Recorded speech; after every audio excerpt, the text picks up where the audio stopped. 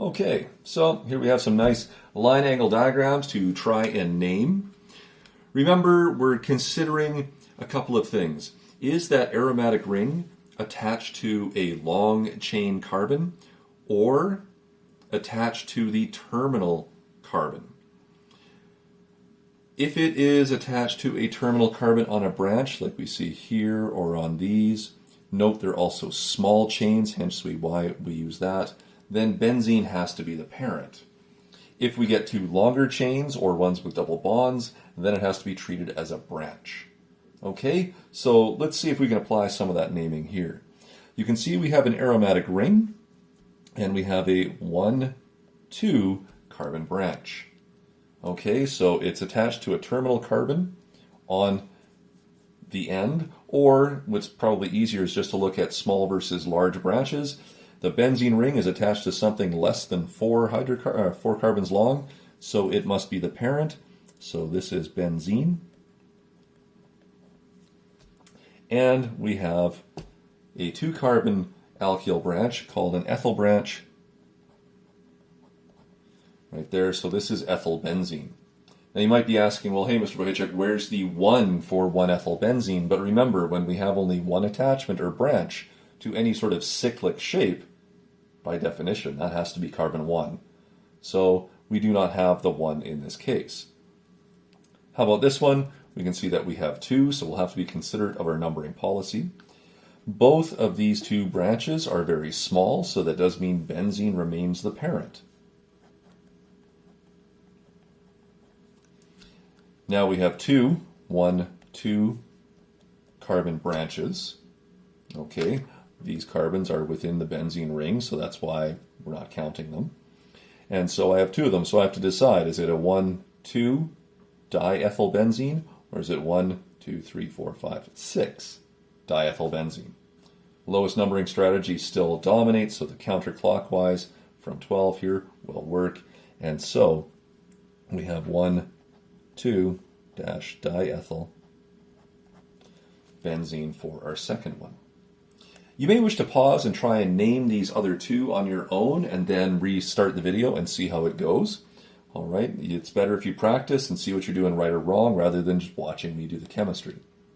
Okay, so when you come back, I'll give you guys the answers for these ones. Here we go. You can see that you have a benzene ring attached to very small branches again. So again, benzene is the parent once more. And then we have to come up with a naming strategy. Again, if I start up here, 1, 2, 3, 4, 5 is the possibility, or 1, 2, 3 is a better lower numbering strategy, and so we're left with 1, 3 diethyl benzene. Okay, slightly different arrangement. These 2 would be isomers of one another because they have the exact same empirical formula, but a slightly different shape and functionality. Here's another one. Okay, you can see anything attached to it is fairly small, so benzene must be the parent again.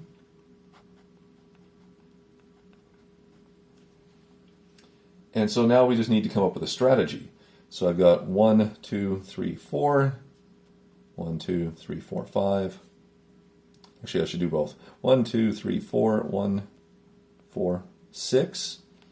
From here, 1, 2, 3, 4, 5, 1, 3, 6, and from here, 1, 2, 3, 4, which appears to be the lowest numbering strategy now, and 1, 4, 5. Okay, so just kind of going back, there was lots to consider there. I just want to double check if it was from the bottom, 1, 3, 4, or from the top, 1, 2, 3, 4.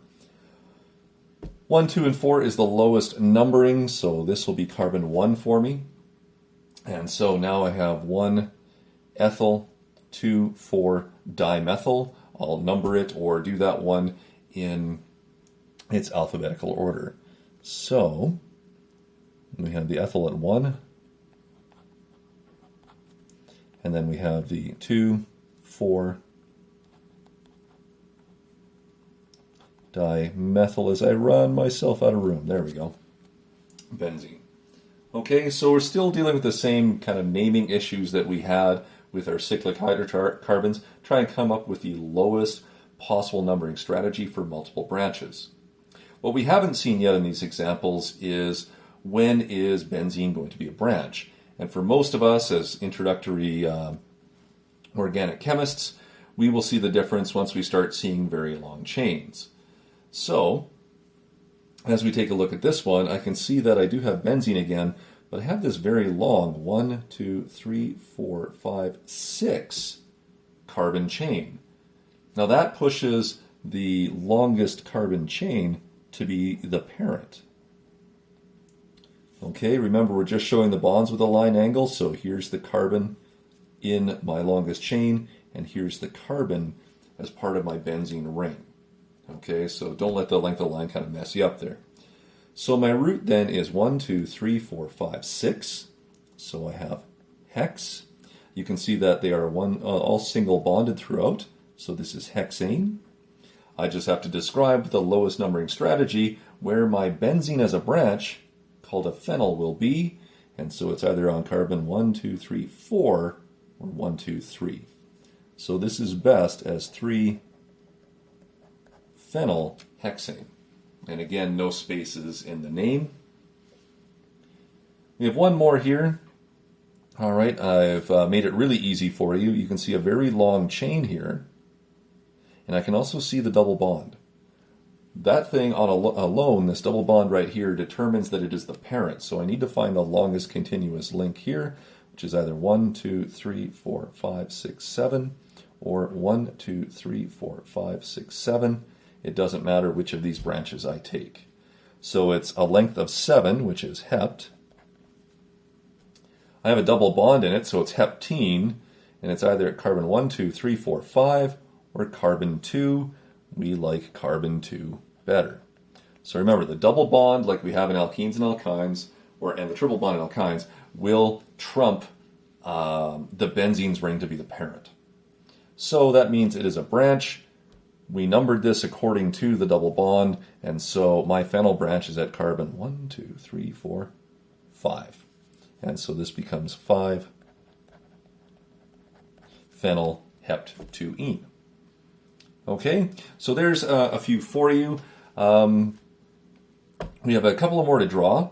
What I'll get you to do, you can do them as condensed or line angle. We'll actually kind of open it up to whatever way you like. I think I'll do the condensed for some of the small ones, and then we can take a look at, for some of the larger ones, maybe doing the line angle. Okay, why don't you try those? Actually, see if you can come up with an image for all 5, and then when you open the next video, you can see how well you did, and if they don't go well, you can follow along with the descriptions.